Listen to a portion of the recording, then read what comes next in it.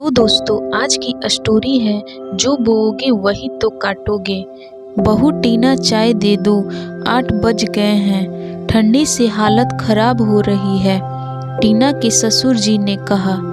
टीना चिढ़ती हुई चाय का कप बाबूजी के टेबल पर रख के कहती है, बाबूजी थोड़ा सब्र किया कीजिए, सुबह सुबह काम रहते हैं, हम दोनों को ऑफिस जाना होता है, फिर अपने पोते रमन को भी स्कूल जाना होता है। आप तो घर पर ही रहते हैं, किसी दिन थोड़ी देर से चाय पी लेंगे तो जम नहीं जाएंगे। इतना कहते हुए टीना रूम से बाहर निकल गई। बाबूजी की आंखों में आंसू आ गए।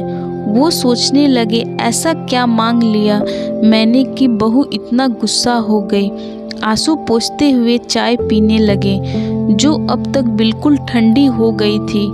इतना सुनने के बाद तो उनमें इतनी हिम्मत नहीं बची थी कि टीना को चाय दोबारा गर्म करके बोल सके। चुपचाप ठंडी चाय पी और सैर के लिए निकल गए। गार्डन के बेंच में बैठ के सोचने लगे कितनी अच्छी थी जिंदगी जब बाबूजी की पत्नी जिंदा थी, उनका बहुत ही अच्छे से ध्यान रखती थी। उस समय तब तो टीना का स्वभाव भी बहुत ही अच्छा था, कितना खुशहाल परिवार था।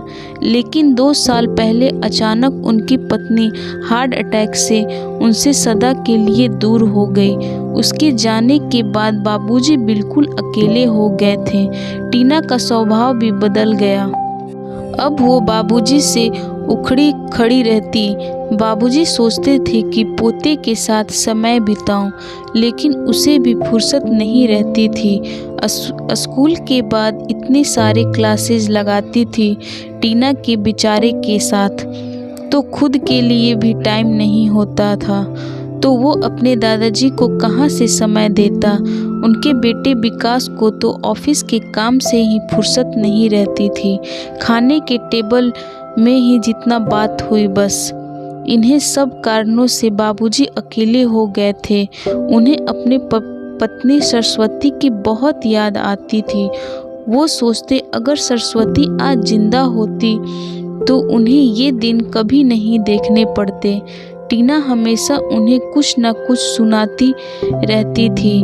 उन्हें खाने के लिए भी बहुत ही कम देती थी और जब बाबूजी थोड़ा ज़्यादा मांगते तो उन्हें उनकी तबीयत का हवाला देते हुए मना कर देती। बेचारा रोज ही आधा पेट खाकर सो जाते। बुढ़ापे का हवाला देते हुए टीना ने घर भी अपने नाम करवा लिया था।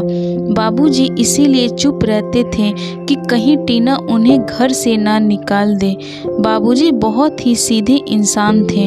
उन्हें लड़ाई झगड़ा बिल्कुल भी पसंद नहीं था। वो बस अपनी बची हुई जिंदगी शांति से बिताना चाहते थे। एक दिन बाबूजी से चाय का कप गिर गया। टीना ने बहुत तमाशा किया और बाबूजी को घर में ना रखने की फरमाइश की। जिसका डर था वही हुआ। बाबूजी को वृद्धाश्रम भेजने की बात पर मुहर लगी। विकास ने कहा, ठीक है टीना, हम सब की भलाई के लिए मैं कल ही वृद्धाश्रम में एक रूम देख के आता हूँ, तुम चिंता ना करो। तभी रमन बोला, पापा आप और अपनी मम्मी के लिए भी रूम देख आना, क्योंकि मैं भी बड़ा होकर आप दोनों को सबकी भलाई के लिए वहीं भेजूंगा। अपने बेटे के मुंह से ऐसी बात सुन के दोनों पति पत्नी दंग हो जाते हैं। तभी रमन कहता है, भलाई इसमें नहीं कि दादाजी वृद्धाश्रम में रहें, बल्कि इसमें है कि वो हमारे साथ इसी घर में रहें। वो अभी कमा नहीं सकते तो क्या उन्होंने आपको इस काबिल बनाया कि आप कमा सको। अगर उन्हें और दादाजी ने अपनी इच्छा के मार के आपको ना पढ़ाया होता तो क्या आप आज यहाँ होते।